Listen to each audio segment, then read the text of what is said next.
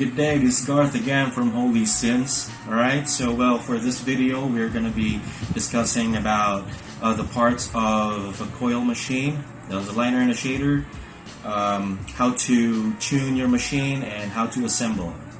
Okay, so these are very important because you need to be familiar and you need to know what kind of instruments you're using. Okay, this is really going to help you a lot when you're doing tattoos. Okay, because you will know what voltage you're going to be using, what type of grip, the weight and the vibration, the sound. You know what I mean. Okay, so it's best to be familiar with the tools that you are actually using. And of course, if in case there's going to be a problem with your equipment, you will know what to do, or basic troubleshooting. Yeah. What part are you going to be looking for? If you're going to buy a new part in a tattoo supply store. Okay, so it's going to be a really Alright, if you have any comments or suggestions, or if you have any questions, you can just leave it in the comment section. Don't forget to subscribe to my channel. Click the notification bell so that you're always going to be notified if there are any new videos. Okay? Alright, so let's check the video now. Alright? Okay, so before we proceed in how to tune up your coil machines, we should actually know what are the parts first. Of course. Okay, so well, maybe some of you already know what are the parts, but just a refresher. So again, this is gonna be the contact screw. This is the front spring. Okay. This is the back spring and the mounting screw. This is the armature bar. Okay, this one. This red thing here, this is what we call a grommet, or they usually call it the nipple. Okay, this is the back coil, the front coil, the capacitor. Okay, this is the frame base. This is the tube. Oops. This is the tube vise, and this is a thumb screw. This is the tube, and this is the grip, and this is a stainless tip. Okay. So before you actually use your machine, always be sure that you were able to sanitize them. Okay? This is the part that you need to sanitize, alright? Okay. The tube, the grip, and the tip. Because this is the part that is usually, or that is really close to the skin and to your client, of course. Okay, so just to avoid any possible infection or cross-contamination that could happen, always be sure that you're going to be able to sanitize it before you use it. Okay, so to tune your coil machine, especially for this one, this is a liner, so for the voltage that you're going to be using, usually it's going to be around 7, 8, or 9. It really depends, and then the type of coil that you're using, and also what kind of wrap it is. So if it's an 8 wrap or 10 wrap or so. Okay, so it really depends.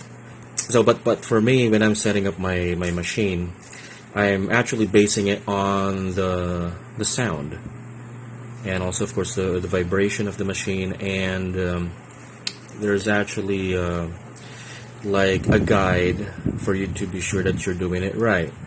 Okay, so as you can see, for this part of the grommet, okay, so you should actually see a number 8 when you are tuning it.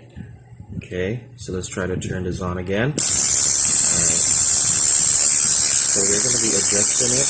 Okay, just adjust the contact screw. So, okay, there we go. So, if you're trying to tune your coil machine, this is for liner.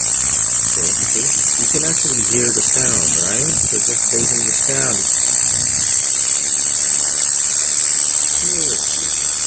see?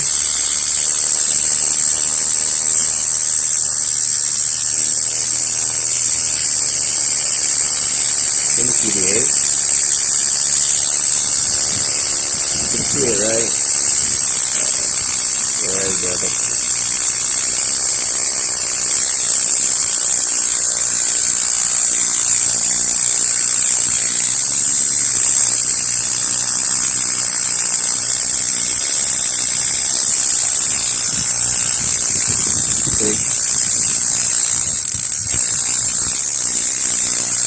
When you're hitting the armature bar with your thumb, okay, so imagine that there's already a needle there, and then when it's already gonna start to poke the skin, usually it's gonna be like this, okay, so you're gonna be able to know if the strength of the armature bar that is actually poking the skin is gonna be okay. So I guess it's a little too much.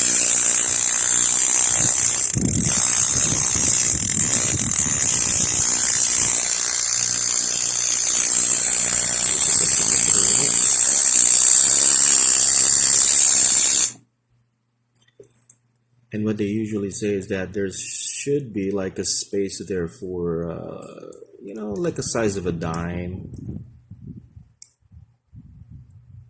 Yeah, see?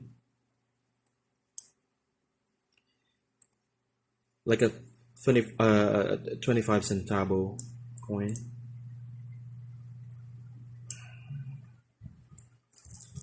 Okay, let's try to check it out again. There we go. See?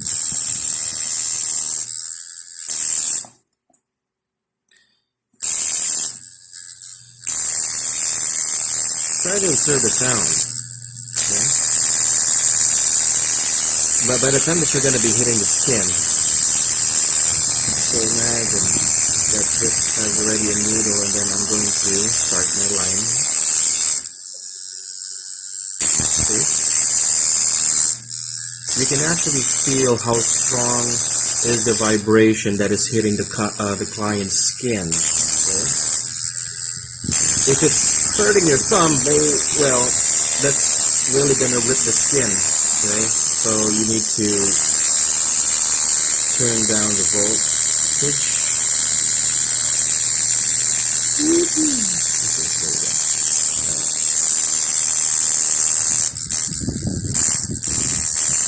Usually for me when I'm doing the lining, yeah, my volt is around 7 volts. My voltage is around 7 volts. Alright then, that's fine. Because if you're gonna, put in a very high volt, and the armature bar is really kicking it really hard, man. So it's most likely by the time that it hits the skin, alright, okay, so you're whipping it and you're making a scar. Okay, so don't do that. So try to observe, okay, and try to be gentle as much as you can, Yeah, there you go. Okay, there's it. So for me, this is already good. For the lining, let's check this shader. Okay, so for this one, this is a shader. Okay, so we're gonna be tuning my shading machine or shader. Okay, so this is around 8 volts. As you will notice, by the way, for the liners, usually for lining or for liner machines, the front spring is much shorter, usually.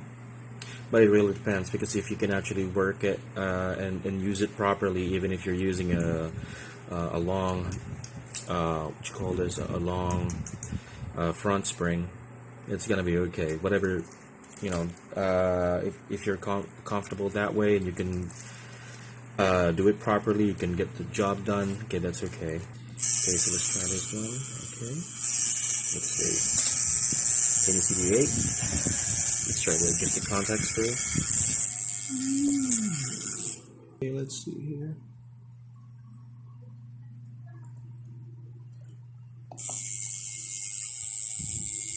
Go to the 8. Is it already 8? Has the space there, yeah. Let's try to. For shading, for this machine, I usually use 10 volts, 10 to 9.5 volts. Yeah, there you go. So you're not really gonna be battering the skin, okay? You're really not gonna be battering the skin that much.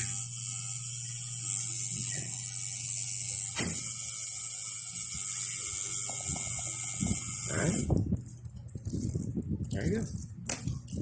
Always make sure that your contact screw is pointy. Okay, so if you actually need to file it or to have it sharpened again, it's just what you need to do. Totally.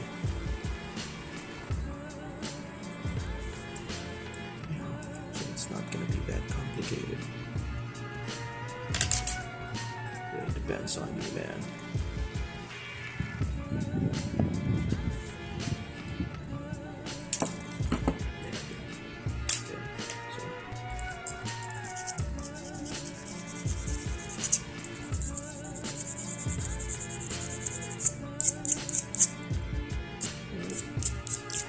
Just keep on doing this until it's already pointy. Alright, I'm just gonna be finishing this later, okay? Alright, but at least you have an idea on what to do, right? Okay, since that you already know what are the basic parts or what are the parts of a tattoo machine, so this time, of course, we need to know how to assemble this kind of machine. Okay, right, so I'm going to show it to you.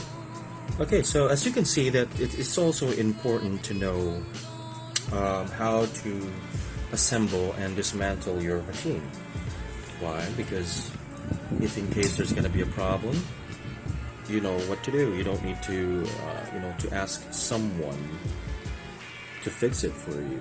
You need to know and you need to familiarize your weapon or your instrument.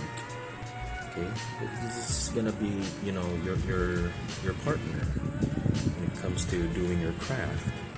Okay, so it's really important that you should know,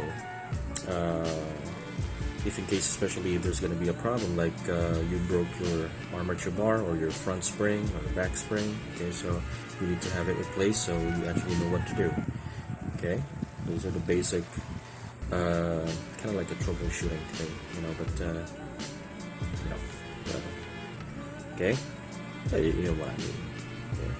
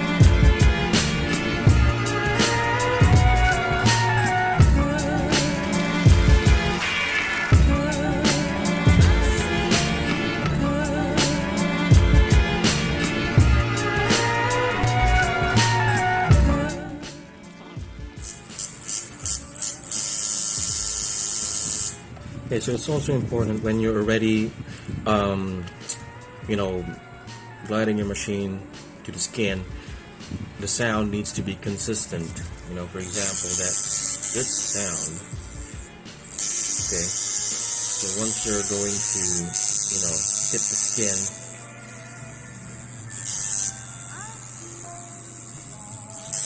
see? Can you hear that?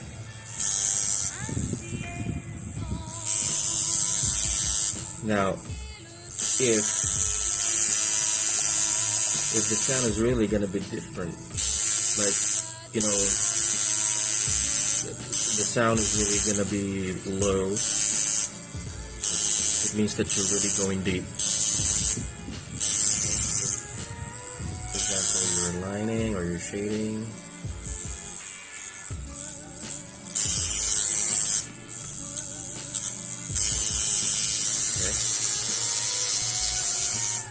Always be aware of the sound.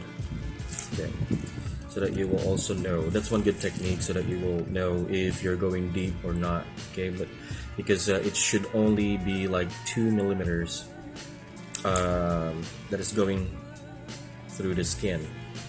Okay, don't go too deep because it's really gonna scar your work and of course the skin of your client.